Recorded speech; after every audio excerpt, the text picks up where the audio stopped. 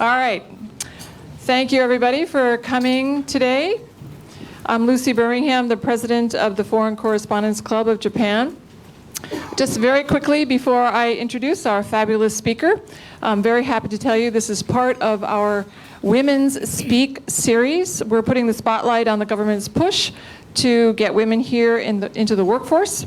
Topics will include women in science and technology, women in law, women in the arts, and lots more, so please do join us for those.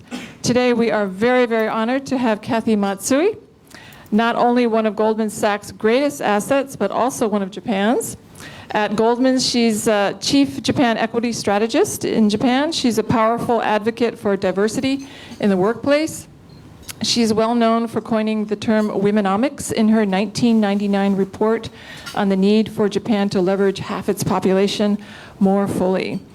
Kathy recently came out with her fourth report on the topic titled Womenomics 4.0, Time to Walk the Talk, which is what she's going to present today. It just came out in May.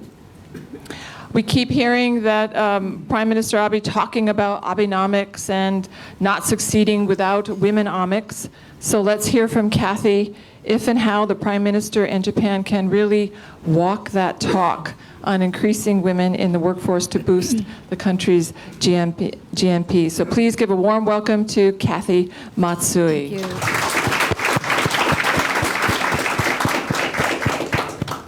Thank you very much, Lucy, and thank you all for joining me today. I didn't expect quite a big turnout, but very pleased to see you all here. So before I begin, I have a few slides, but my job is not to research Womenomics every day. I have a different job. I do macroeconomic research. I look at the Japanese stock market. I have looked at this wonderful market for a whopping 25 years. I started in this industry when, 1990 January. And does anybody know what the Nikkei 225 index was in January 1990? 30,000. More than 30,000. Almost 39,000. Okay. And what is it today? A little over 15,000. So it's still down about 60%. So my job as a research analyst covering the Japanese stock market, particularly in my early years, was not really fun. I had to speak with investors, of course here in Japan, but also overseas. And inevitably the discussions ended up being very depressing because I'm speaking to institutional investors who are thinking about whether they should invest or not in Japan. So inevitably, the discussions would end up on the obstacles for growth, namely Japan's, I call it the Mount Fuji of debt in its fiscal position, and the demographic crisis that it's been facing. So not a very palatable prospect if you're a global investor looking to park your money in this market. So one day in 1999, I just thought, well, wait a minute, maybe there is another path. Maybe there is another scenario whereby it doesn't have to be so depressing, and maybe there is a solution that in fact is staring all of us right in the face, which involves utilizing half of Japan's very talented talent pool a little bit more. Now, I was very pregnant with my second child, so I blame it on the hormones. But I wrote this piece, and I will tell you, back in 1999, it was also titled Womenomics. I didn't get much response, by the way, from my Japanese domestic clients. Maybe no surprise, because 99.9% of my clients are male. But I did get a very surprising response from the government, who I think had been thinking about the topic and were kind of looking for sort of third-party views as to how they could deal, especially with this issue. So compared to then, 1999, when I will tell you, of course, the word Womenomics did not exist, the word diversity was not part of the Japanese lexicon. Compared that to today, thanks to many of you in this room, it's now become a topic of frequent discussion in the press, here domestically and overseas. So I think a lot has changed. Of course, we have a long, long way to go, but I just wanted to show you a few exhibits today to maybe help enhance the discussion on how we move this agenda forward a little bit faster, okay? So I know many of you are already familiar with all the numbers, but just to state the facts, and this is the government's own projection, according to the Health and Welfare Ministry, Japan's overall total population, those are the bars here, will shrink by roughly 1/3 by the year 2060. The percentage of working people in this country will drop to about 50%. Now, of course, America, Europe, China even are also rapidly aging, but Japan has got the fastest demographic aging profile pretty much in the world. And even more scary, of course, is the percentage of elderly people, i.e. they're no longer working, is also going to reach almost 40% from about 25% last year. And did you know that Japan is one of the few developed countries where there happen to be more pets than children under the age of 15? I did not make that up. I looked that up and I checked that again last year when I was updating the numbers. And I think those pet statistics only account for the dogs and cats. No goldfish or lizard in there. So what are the options? Now remember, GDP, if you remember your Economics 101, can only be driven in any country by 3 ingredients. Those are labor, capital, and productivity. So if any one of those factors goes down, assuming all else being equal, the entire economy's growth rate, potential growth, will fall. So that is why I thought, you know, the people question is really quite crucial. So the options that Japan has, of course, are exactly identical to the options that every other aging society has, which are these 3. And I'm not saying that it's impossible to raise the birth rate or that immigration won't be permitted. And in fact, I think Prime Minister Abe is actually trying a little bit harder on number 2. But I thought that at that time in 1999, the more practical and pragmatic solution might be number 3, raising the participation rate of the existing population in Japan. And that's what drew me to Womenomics.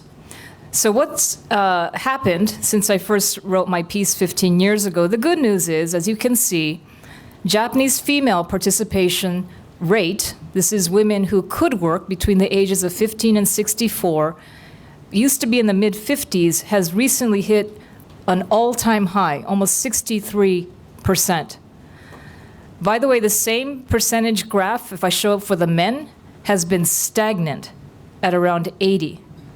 So the participation rate of females has actually been on the rise, partly thanks to the economic recovery, partly also thanks to the fact that women account for 70% of this country's part-time workforce. So the need for part-time and temporary employment has helped drive and fuel this surge. The bad news, though, I call it, is on a relative basis, relative to other countries, but also relative to the context where Japan desperately needs to utilize most of its population that wants to work, it's still very low. And what I next want to just describe to you is I've been, again, I don't talk about this topic every day, but when I do get asked to speak on this subject, year after year, I have encountered quite a few common, what I call myths about this topic of womenomics. So today, I was hoping I could just present some of these myths and my interpretation of why they are myths and not facts. So let me start. Number one, the Japanese women tend to quit working after childbirth, remember about 60% of Japanese women tend to quit working after their first child, which is almost double the ratio in the US and Europe, only due to factors what we would describe as pull factors. And what we mean by that, this is a study that was conducted in 2011 by the Center for Work-Life Policy. This is an NGO based in the United States, and they did a survey of women across the world. This data pulls the data from the Japanese and American respondents to the survey. And when they say pull factors, they mean, for example, on the left-hand side of this graph, factors that pull women out of the workplace, okay? Things like childcare or nursing care for aging parents. And I thought it was very fascinating because if you look at the Japanese versus American women responses to the pull factor question, of course, Japanese women cited this as a reason why they quit working. But relative to American women cited this as a reason far more than Japanese women, which I thought was kind of curious, okay? It's not that this is not an issue, but it seems to be less of an issue than it might be for women in America. But the flip side is if you turn to the right-hand side of the graph, this is where what they call push factors. So these are factors driving women from the workplace, out of the workplace, from within, pushing the women out. So things like unsatisfying career, you feel stalled, glass, bamboo, cement ceiling, whatever you want to call it. Compared to American women who responded to the survey, as you can see, the Japanese women had an overwhelmingly higher response to this question. So other examples of push factors, as we all know, Japan does not have enough role models. And if you look at this is the Kanri shoku hiritsu, so percentage of female managers between 05 and 11 has essentially remained flat at about 10, just under 11%. In most other developed countries, this is at least close to 30, if not above 40%. This is quite horrifying to me, which is if you look at the diet, and this is only comparing the lower house across countries, after the 2012 elections, I think we were sitting at a double-digit ratio prior to those elections at about 11%. It has since fallen to 8, and as you can see, that is a lower ratio of females in parliament than Saudi Arabia, Iraq, and Libya. And is that acceptable, is my question. And then another, of course, persistent push factor that we see, not just in Japan, but all over the world around, is a persistent gap in pay. So relative to men, if you index them at 100%, Japanese women have a roughly 30% discount. Now, I will go into this in more detail later if you like, but suffice it to say that I think if you're talking about what motivates women to stay in the workplace, there needs to be some things like this to be addressed in order to them to rethink. But so on this first myth, my point is this. It is good that the government is trying to address the so-called pull factors, right? The Abe regime is trying to boost the amount of daycare facilities, working on gakudo hyoiku, so after-school care as well. Not much on the nursing care front yet, but that's all good, but that is not sufficient. So we also have to turn to, within organizations, what is causing women to leave in droves? Some after their first child, some even they don't have children. We need to try to find ways to stop the hemorrhage. The second myth I often hear about this topic is, frankly, Japanese women just don't lean in enough, using Sheryl Sandberg's term. They're not that ambitious, and they just don't want to return to work after giving birth. But the same survey, and this is over 1,000 respondents, I believe, showed that if you compare Japanese women to American and German women, look at the red columns, the percentage of Japanese women who wanted to work after giving birth was 77%, just as high as German women at 78 and American women at 89. Yet the light blue columns, you can see the percentage that actually found work was much lower. Now, I often get people misunderstanding where I'm coming from. I am not at all trying to claim or argue that every Japanese woman must work outside the home, because clearly that is every individual's right and choice. What I'm saying is, even if you ask Minister Mori, Gender Equality Minister, she claims, I think the number is low, but she claims there's over 3.1, 3.2 million Japanese women who want to work, who are not able to work, right? All I'm saying is, if there is the desire to work, then are we doing enough to provide these people, these women, with the opportunity to do so, not on just a part-time basis, but more on a full-time basis as well. The third comment I often get from CEOs and managers in the private sector is, look, at the end of the day, it's mendokusai, right? Diversity, it takes up time, it eats a lot of resources. Does it really matter at the end of the day to particularly a company's bottom line or to the economy at large?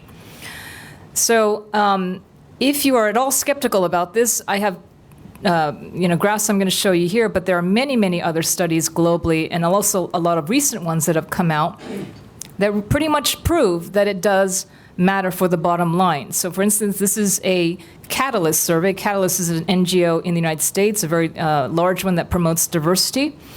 This is Fortune 500 companies, and comparing the light blue columns are those companies that fall in the bottom quartile of women on their board of directors, slates, and the red is more than 3.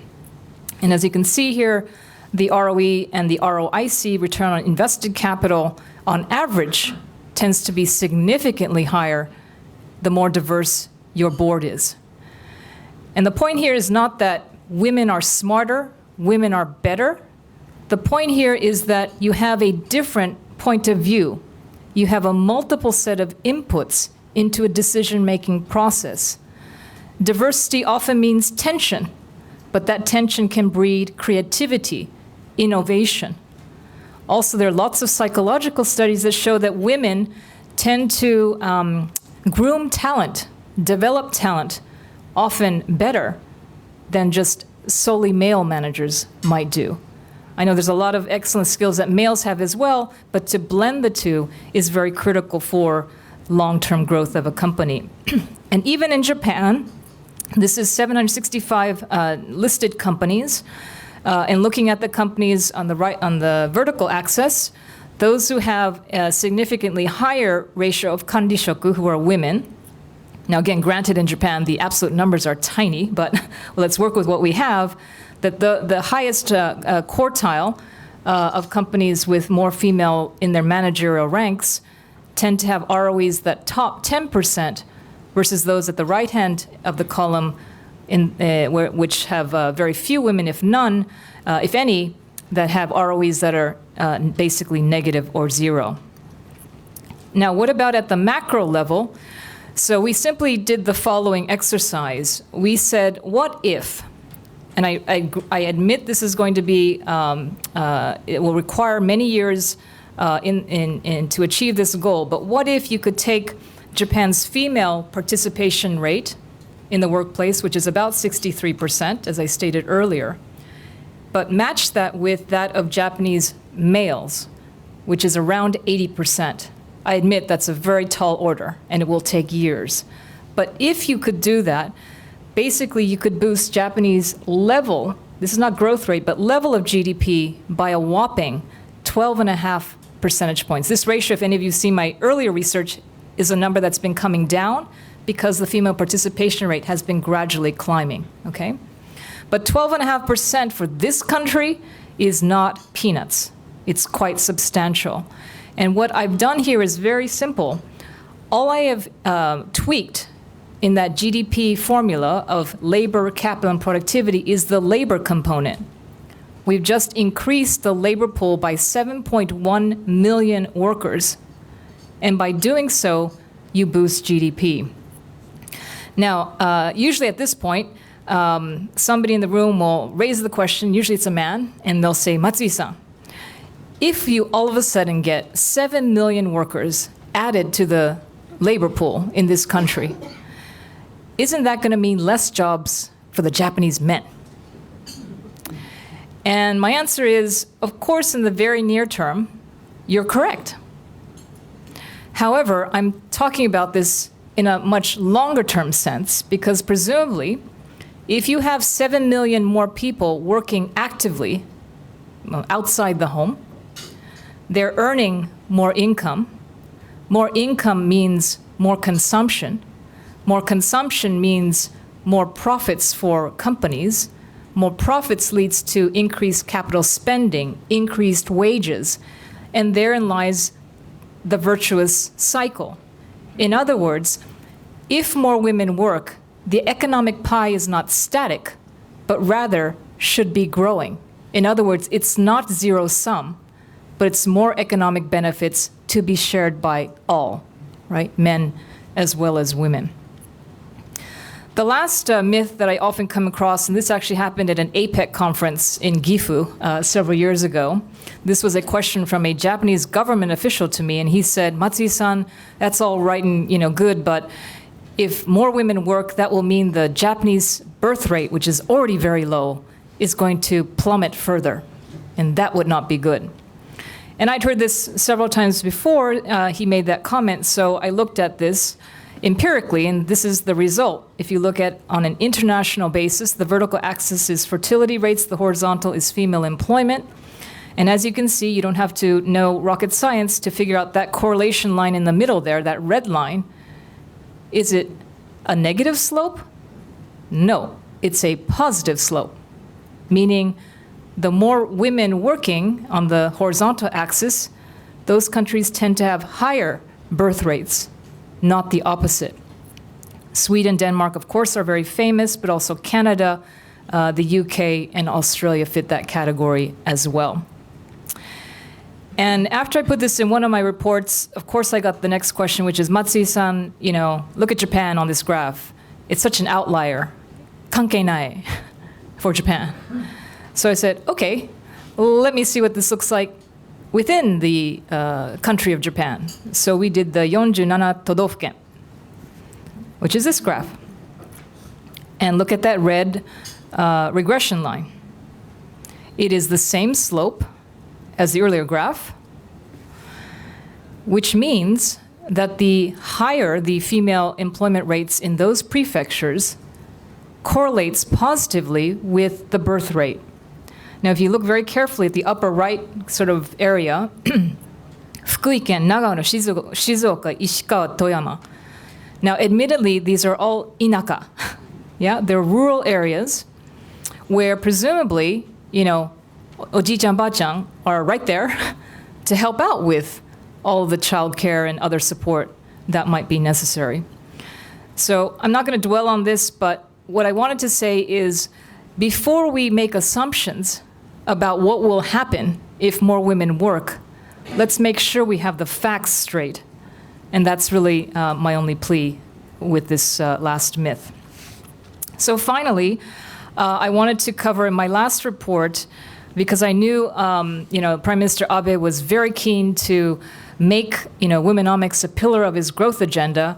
I kind of wanted to help him out and help out Minister Mori. So I tried to put together some specific and concrete proposals, leaning on some best practices that we found all across the world. I actually just did a very interesting seminar with the gender minister of Korea about 2 months ago in Seoul. She had some fabulous ideas, and if any country is behind Japan on this topic, it is Korea, as many of you know.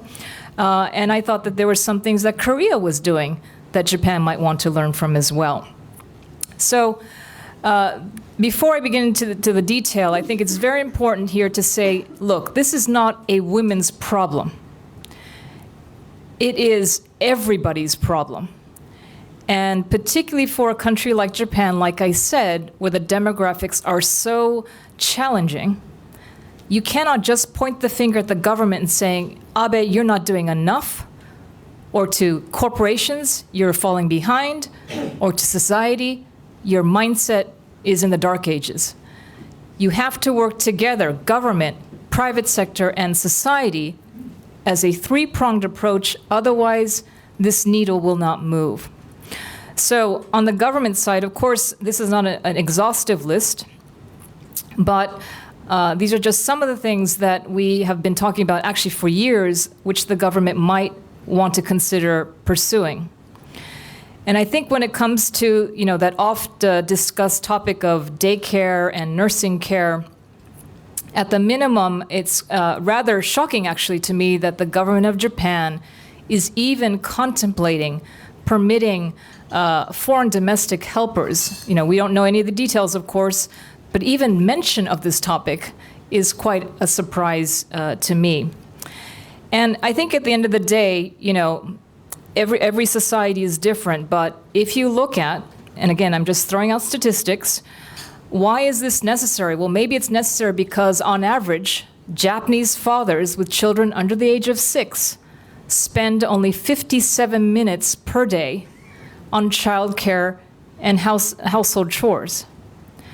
Even more shocking is if his wife works outside the home, those number of minutes climbs to 59.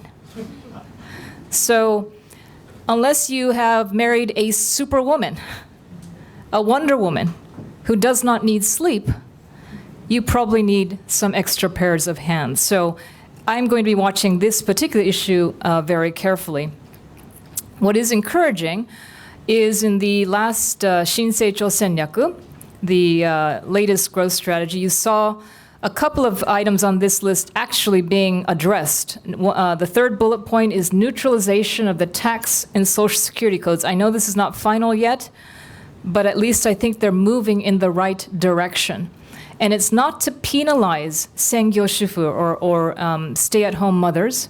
It's to make the system neutral so that women have a neutral choice when it comes to working outside or inside the home.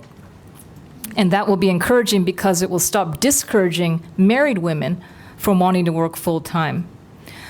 The fourth bullet point, I had a very depressing experience working with the Cabinet Office on a committee to try to force listed companies to disclose their gender statistics. This was under the previous DPJ regime.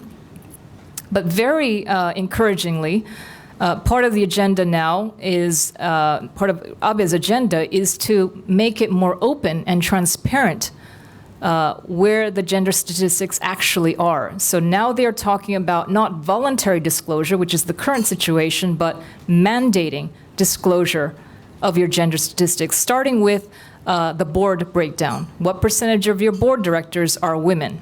Now, of course, that's not going to take more than 5 minutes because that ratio is very low, but it's a start.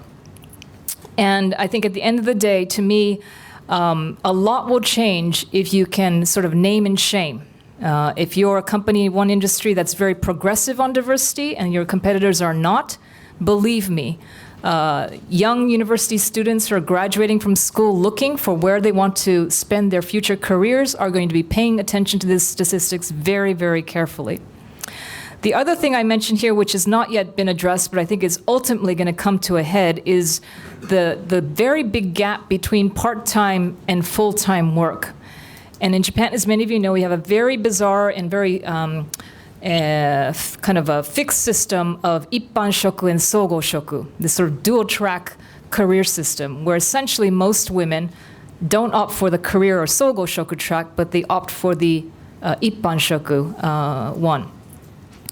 In Holland, I put this in my last report, very interesting. Holland was suffering from a very, very low female participation rate for many years.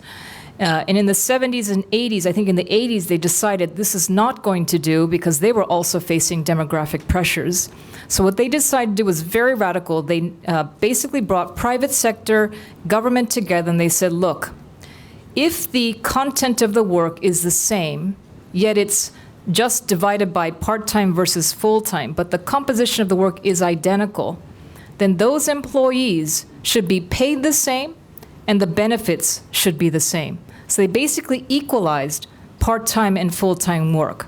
Now think about that. That is very radical. But then they saw in Holland their female participation rate go from about the mid-30s to above 70% in just a few years. So it's basically giving, and it's not just for women, of course, it's for men as well, men and women greater flexibility because our life cycles are not linear. Our life cycles are like this. Some years, men and women don't want to work full-time or can't, and other time you want to work 150%. But giving your country an option to do so, I think, is something perhaps the government might want to think about more. My last slide is here on corporations. I guess a lot of reporters ask me, have you noticed any change, since, Abe is starting to talk about Womenomics? What is encouraging is I'm getting a lot more requests from private sector companies to come and speak about diversity. And of course, this is not my day job, so I can't accommodate all the requests, but it is encouragingly coming more so these days from domestic Japanese corporations as opposed to just foreign ones. And I think it's the reality of, look, Japan has a job market that is essentially already at full employment. Everywhere you turn these days, it's hitote busoku, right? People are running out of talent. And in a demographic challenge world that Japan is, your people are everything in terms of your key resource. So how do you recruit, retain, promote the best quality talent, whatever their gender, whatever their ethnicity, whatever their religion? That's the challenge for a lot of Japanese companies these days. So I think it's good news to see that more and more companies are at least focused on this issue in a much bigger way than they used to. I'll also put a shout out to Minister Mori because on this corporation's last bullet, engaging the majority. Australia has a very interesting program called Male Champions of Change. You can look it up on their website. And it has been very successful in terms of trying to move the agenda forward on diversity in Australia. The woman who heads this organization came to Japan a few months ago, met with Minister Mori, and she was convinced Japan needs the same. The whole thesis here is, as the minority, it's very hard to move the needle without engaging the majority. The majority controls the resource. The majority controls the decision-making. If you don't get them on board, nothing will change. So Mr. Mori has recently launched a Japan version. I don't know if she calls it Male Champions of Change, but it's getting CEOs in particular to wave the flag and promote this topic of diversity. Lastly, I don't need to dwell on this topic of society, but of course it begins at home, right? It begins with how we talk about this topic, how we raise our children, boys and girls, how we educate our children, and how they think about diversity as they grow in society. So those to me are, maybe blindingly obvious. Many will take years to implement. People say, oh, aren't you disappointed in some of the targets that he set are so audacious and so ambitious, 30% in leadership positions by 2020, but that's, 6 years from now. No way. Maybe, probably no way. It would be very, very challenging. But I say, look, better to have a goal than to not have any target or ambition, right? To not even want to talk about the topic. At least he wants to talk about it. This big conference coming up in September, the Gaimu Show is running itself ragged, trying to organize this thing. It is going to be huge, right? So at least he's trying to push the needle a little bit forward. I think I've gone over my time already, so I will stop there. Thank you, and I'm happy to take questions. Thank you. Kathy, thank you so much. It's so interesting. Okay, so let's open it up to questions. The press gets first choice. Anthony, please go ahead.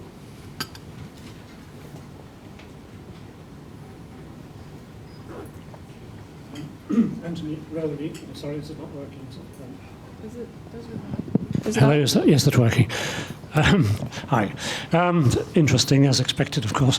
Where is Mr. Abe's inspiration, if that's the right word, coming from? From Mrs. Abe? I mean, why is Mr. Abe so committed to Womenomics? And what about organizations like the trades unions in Japan? Are they committed to this idea of more women in the workforce? I'm interested in that. And sorry, I can't resist asking you this question. What's your view of the role of women in the armed forces? The reason I ask that is, as you know, the Ministry of Defence is running a recruitment campaign at the moment for the SDF. So do you see women taking a bigger role in the armed forces? First time for that question. I guess I have no idea where the inspiration for this came from, but again, it doesn't take rocket science to figure out that labor equation does not look pretty, right? And practically speaking, unless you're willing to open the floodgates to foreign workers, yes, you can raise the retirement age a few years, but are you really going to have, 75, 80-year-old people working on factory lines at automobile, companies? I don't think so. So I think it's sheer reality that so much time has passed that this issue has not been addressed, and the result is it's quite a crisis situation, as we speak. So, I don't know where the inspiration came from, but if it's not him, he clearly has advisors who kind of get it and know and understand what they need to do. On the trade associations, I really don't have any knowledge. I don't know. All I can say is I've done sort of Womenomics talks like this in some of the prefectures, and it's interesting. There's almost more encouraging evidence that diversity is making headway in SMEs, in small medium companies, because they just don't have a choice, right? And they're more flexible. They're because they're smaller. And you have a lot more women shacho or in managerial positions that you might have in big blue chip companies. So I suspect that trade organizations would be pretty much on page. Your last question, I have no idea what to say, but again, just like I commented earlier on the shortages of labor everywhere, I presume, just like any other industry, the military would fall in the same bucket. So if they're desperate for bodies to work, then I would not at all be surprised that they would be adopting that kind of campaign to promote more females. Okay, thank you. Yes, please go ahead. And can you state your name and your media organization? Hi, this is Yoko Sudo from the Wall Street Journal. And also, if you might remember, you were my interviewer for Harvard College, which I attend currently. And I have a question. You were mentioning that you talked to the gender minister of South Korea, and were there any findings that they were trying? Were there any good policies that they were using to tackle their problems of low fertility rate that might be applicable for Japan? Yeah, hi. I do remember you now. Not specifically, I think, on the fertility rate, but some of the things that they are pursuing, which I thought were quite interesting, is, for example, in the political sphere, they have a system of subsidies from the central government coffers to political parties that are basically, when a political party wants to run a campaign in Japan, you automatically get kind of a chunk of the subsidy pool automatically, mujoken. And in Korea, that money will only be given if you have a certain number of women candidates that you're fielding. So it's almost like a quota system that they have pursued in Korea. Another thing she talked about, which is the MHLW told me they have in Japan, but I've never really seen or heard about it, is retraining centers, right? So for a lot of women who've entered the workplace, started a family, left the workplace for a number of years, they just don't know how to re-enter, or what we call in English on-ramp, right? So how do you on-ramp after several years of absence from the workforce? So they have these centers, apparently hundreds of them, dotting South Korea, where the women can go, they can practice how to interview, they can see job postings. It's not just a harowaku, that kind of thing, but it's like almost a holistic center to help you re-enter the workplace, which I thought was very interesting. And I told Minister Mori, Korea, of course, Sasuga Korea, they have an app the gender minister has developed an app on your mobile phone. Because I mean, one of the issues in Japan is the things change all the time. You just don't know what benefits are available or what your rights are, right? If you're asking for maternity leave from your employer, they have one app. You download it in Korea,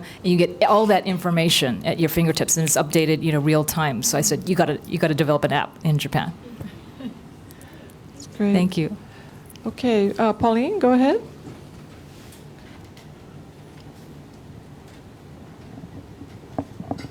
Hi, Kathy. Hi. I'm Pauline Reich. We've met before. I'm an American lawyer and a professor at Waseda University School of Law, and I helped to write Kintoho when Akamatsu Ryoko came to the United States. I was with the Office for Civil Rights, U.S. Department of Education, for 16 and a half years before I came to Waseda in 1995, and I've been a tenured professor there since 1995. My question is this. The American approach is to be compliance-oriented, and Kintoho has no teeth, and the gender equality law has no teeth when we look at it as American lawyers and American compliance people and American labor guys. So I wonder if there have been any discussions, and it seems cultural and philosophical, because right now we're working on things like privacy in the society, and whether there's any accountability for when people's privacy is violated, if there's any compliance aspect to the current law and current environment. So my question is, has anybody talked about, I'm sorry to use the American approach, but litigation, sanctions, fines, imprisonment, whatever, we don't use imprisonment, but any strong measures, because my observation is if it's voluntary, like the Jusen Seki on the trains, it's not going to happen. So have you heard anything? Thank you. I frankly have not heard much on this topic, and I actually wrote a little bit about this in my third Womenomics piece. So I'm not quite sure where we are, in terms of that question. What I will say, though, is I think part of the lack of, what do you call it, compliance, or women bringing such cases of discrimination to the courts or wanting to sue their employers, is at the end of the day, I think it goes back to kind of what is the fuinki, what is the environment within the society, what is the environment within a corporation or an organization, what kind of behaviors, what kind of things are actually deemed acceptable or not, right? And it may be non-compliant, but if everybody is doing it, then it's basically acceptable, right? As so many things are in society. So, my suggestion to when I talk to various groups is, frankly speaking, and it sounds so basic, but you really do need to start with education. I just read, somebody passed me an article on, it's called mate harasu. It's maternity harassment. I never heard of that term, but apparently there's maternity harassment. So women who are promised their jobs will be secure when they come back from maternity leave, but they're not. The jobs somehow disappear. And so if we start getting more and more, people talking about these issues and saying what is right and what is wrong, where's the line of the law to be drawn, I think that awareness building is going to go a long way. But that's really up to, frankly, organizations to try to, broaden that education. Can the government do more, perhaps to this effect? I suspect they could. But that has to be, quite a, comprehensive strategy to make sure that is done. But I think it really starts with basic education as to what is acceptable behavior and what is not. Sorry, it wasn't really answering your question. Okay, sorry, I just have to, is any more press? Anybody want to ask a question? Your press, okay, sorry, yes, go ahead.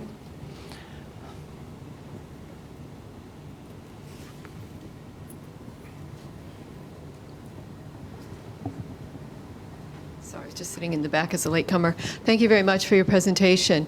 I think everything that gets done can only be for the good.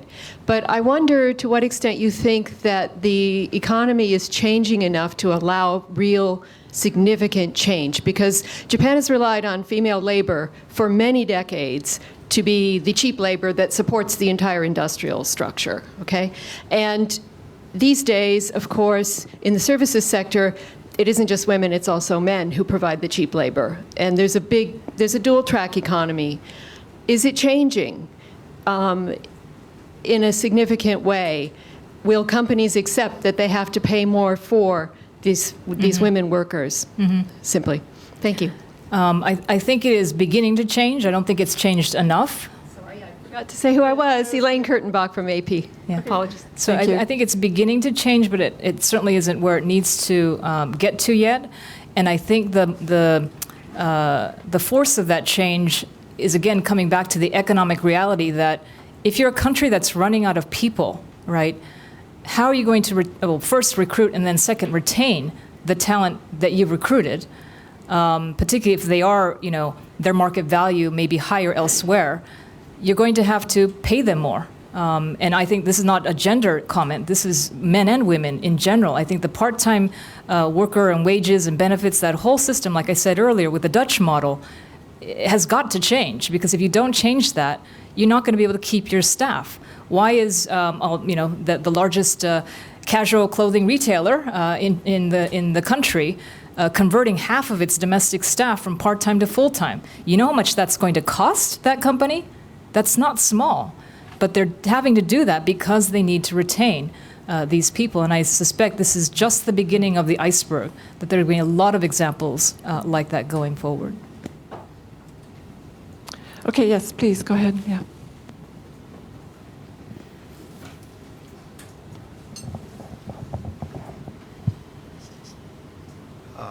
John Alkire, professional investor. That's not a magazine. That's what I do for a living.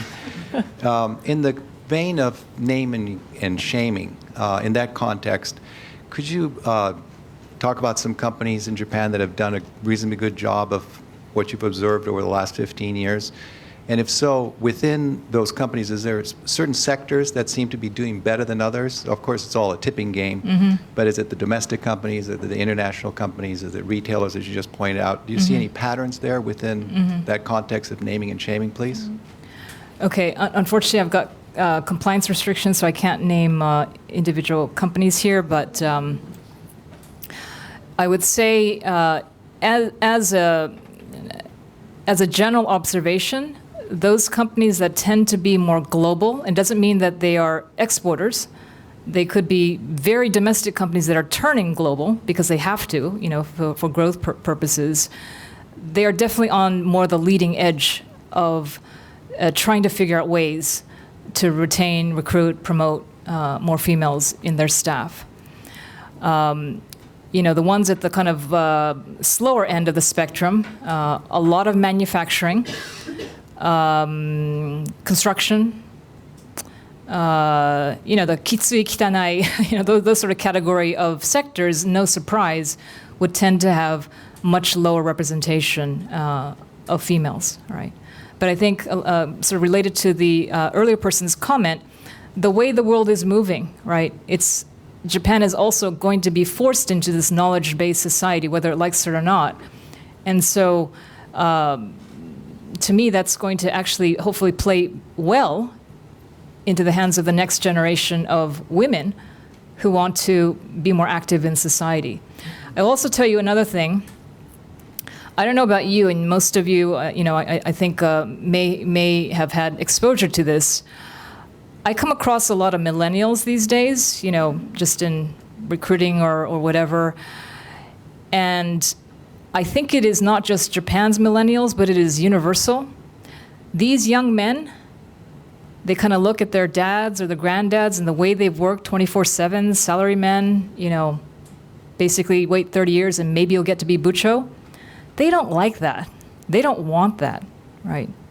There's a very different value set, I think, of this next generation that is going to dictate that employers better provide employment opportunities for these millennials that's going to be interesting, dynamic, You don't need to wait 30 years to become bucho. I think a lot has to do with this whole, I put it on here, this objective evaluation, compensation, promotion schemes. Japan ranks number 2 in the world for annual number of hours worked. 1,700 hours. First is Korea, over 2,000.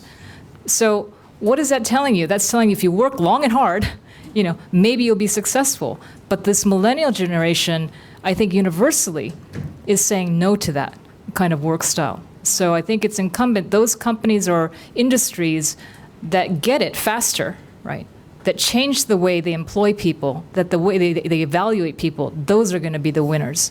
And the ones who lag behind will not be able to get the best pickings of the talent pool. So. Okay, Christoph, did you want to ask a question?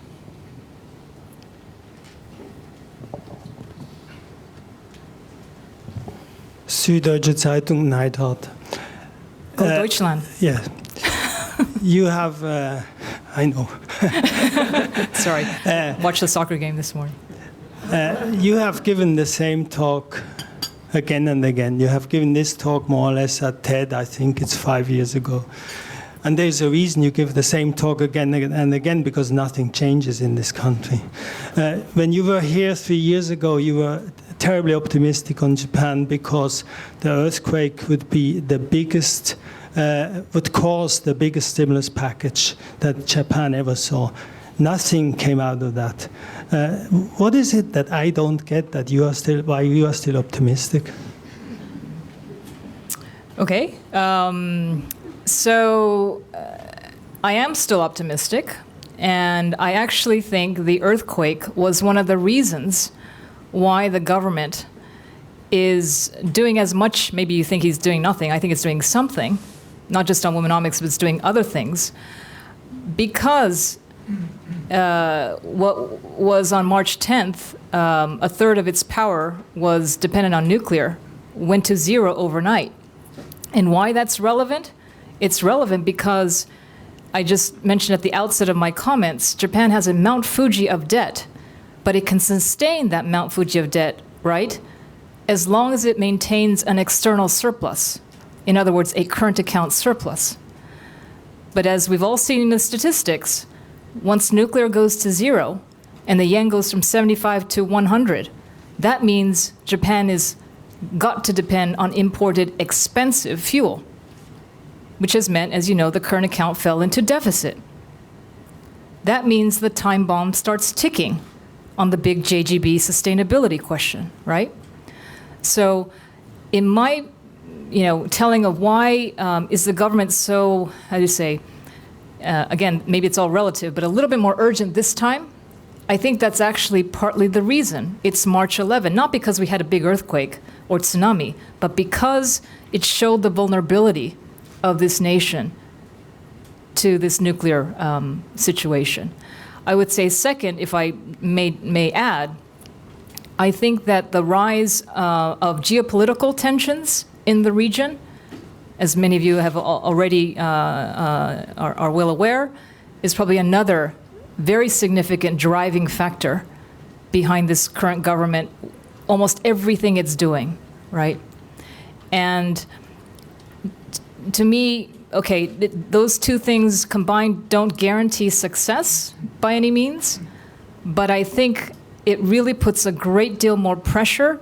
It truncates the timeline for which the government really needs to start addressing some of these critical items sooner rather than later. I will also just add, because I think most of the media, sorry, I'm going to say this because I think most of the media has not covered this well. At the end of the day, one thing that the government has done, which I think they've gotten zero credit for, is tax reform. And I don't mean shohizei, I don't mean corporate. I mean, they're going to implement, for the first time in Japanese history, a taxpayer ID system. I go around the world speaking to investors, often. 90% of people outside Japan do not know Japan does not have a Nozeisha Bango Seido. India has one. Korea, of course, has one. Almost every country has one, but this country. So why are tax revenues as a percent of GDP the lowest in the OECD? Maybe this is one reason, right?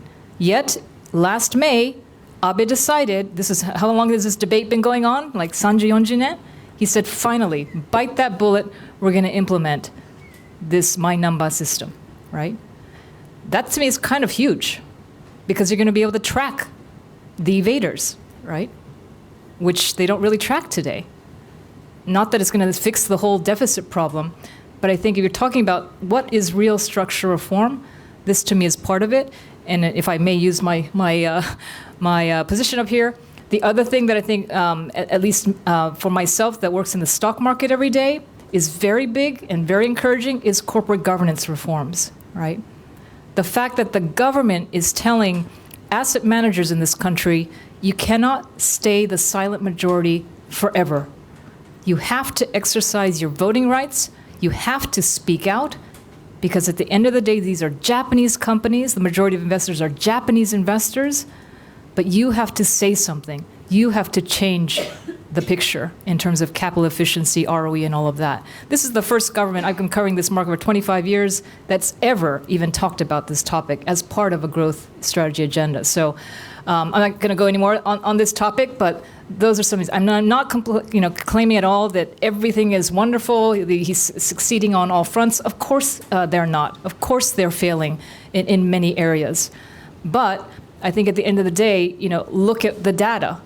Is consumption fallen off a cliff after the consumption tax hike? I don't know what data you look at, but the data we look at shows it hasn't fallen off a cliff. CapEx is growing, right? Wages are gradually recovering. No, they're not rising fast enough, but they're gradually recovering.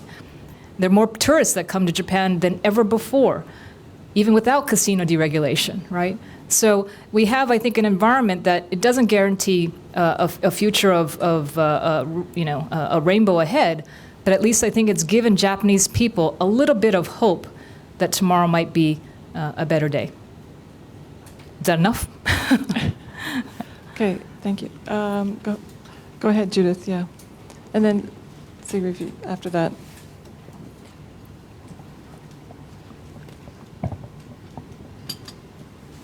Okay, thank you very much.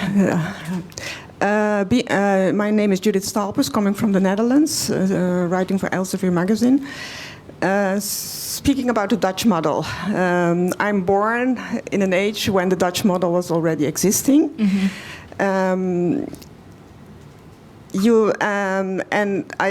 I'm covering Japan since 1993, more or less, and the Dutch model has been introduced to several health and welfare ministries since 1993. Mm.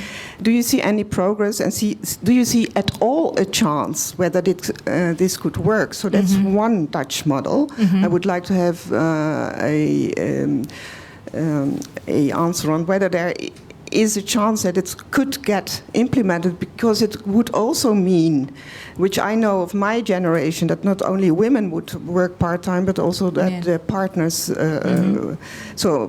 family members can work part-time and have a better work-life balance when they raise children. The other Dutch model and tax reforms is which the government is going to implement is the corporate tax reduction, which will go within 5 years back to maybe 25%. Mm-hmm. We know of many companies. You said, well, they are Japanese companies, but they are not incorporated in Japan anymore. They are incorporated in a country like the Netherlands, where the tax rate is negotiable mm-hmm. and can be below 20%. So is this strategy not to attract foreign investors, but to pull back the mm-hmm. Japanese companies, which are not paying tax in Japan mm-hmm. anymore? And there are many. I know the Netherlands embassy, I once had a list of 4,000 Japanese companies being incorporated in the Netherlands, mm-hmm. and the Netherlands is not the only country who does it. Thank you. I'll take that question first. I think absolutely right. It's a strategy to, let's say, slow the hollowing out effect of Japanese companies transferring headquarters, operations, or whatever offshore outside of Japan, as well as to attract inward investment from overseas companies. Keep in mind, though, that given that 70%, according to the MOF, Japanese companies don't even pay any tax, there's another problem, right? Mostly SMEs. So how to address the problem of, again, I think it's a lot of, let's say let's call it inefficient tax collection at that level. So the government is clearly going to have to find ways to make up for the revenue shortfall. If they bring the tax rate down into the 20s, that's a big loss of revenues, which will have to be compensated for by finding ways to tax some of these entities based on their revenues, like sales instead of profits, or things like that. On your first question, I don't think we have seen much evidence yet of progress on equalizing the part-time or temporary worker status with full-time. The government's doing a little bit on that front here, but I think still has a long, long way to go. I think the big issue will be convincing the employers, the private sector companies, because they're going to be the ones to foot a very enormous labor cost addition to their expense line. That this is a good thing for the entire economy, entire society.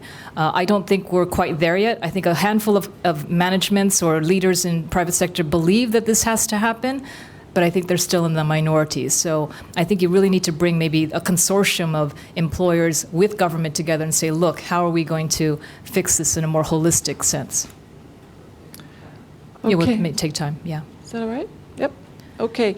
Siegfried, I'm sorry, we've run out of time. Do you want to answer one more question? Or Okay, I'll take one quick, last one. Quick question, real quick. She has an appointment right after this. Siegfried Knidl from Germany, freelancer. What about in Germany? They talk about a quota system in a high managerial positions. What about this in Japan? I think men don't want to step down for themselves. They don't want to allow women come to a higher position. So would it not be helpful for the government to introduce a kind of quota system? Yeah, I get that question a lot, and all I will say is I would say a lot of people in the private sector I've spoken to about this topic are really averse to the idea of a quota, which is not a surprise. On the other hand, could you set targets, right? Explicit targets for what percentage of your managerial class or shikoyakuin or whatever are going to be female by X date. That would be at least a goal that's measurable, and you hold your buchos accountable for achieving or trying to achieve that goal, making the different departments and divisions compete with one another toward that goal. I think those kinds of things could be quite constructive. What I will say, though, with quotas, and I kind of talked about Korea earlier, in the political arena, I think quotas might be necessary to really, we're at 8% for the third largest economy in the world. That is simply not acceptable. But if you have to kind of move that needle a little bit by forcing it with maybe quotas in a temporary way, right? It doesn't have to be permanent, but just show young women that if they look at their diet, the kokkai, and they say, if it's all navy blue and gray suits, who would want to enter? But if they see potsu potsu, there's women in skirts and whatever, that there is a path for them, right, to become a politician. That I think would change the mentality quite a bit. So I've actually been advocating with the government, perhaps they should do maybe something like Korea does on the subsidy thing, which is a little bit of a carrot, or maybe outright quota adoption. So the public sector, I think it is different than in the private sector, where I think it's much more challenging. Also, maybe if they stop harassing their fellow I wasn't going to go there. council members, that would be a major improvement. But that's why quotas, I think, are necessary, Yes. because I think if you have more diversity in those parliament rooms, then I think it would be harder to make those comments, right? Right, and more than an apology. Okay, thank you so much, Kathy. Thank you. It was really Arigatou fascinating gozaimashita. talk. Really appreciate it. Yeah. And we would like to give you a 1-year honorary membership, so thank please you. do come again as often as you can. Thank you so much. Yeah.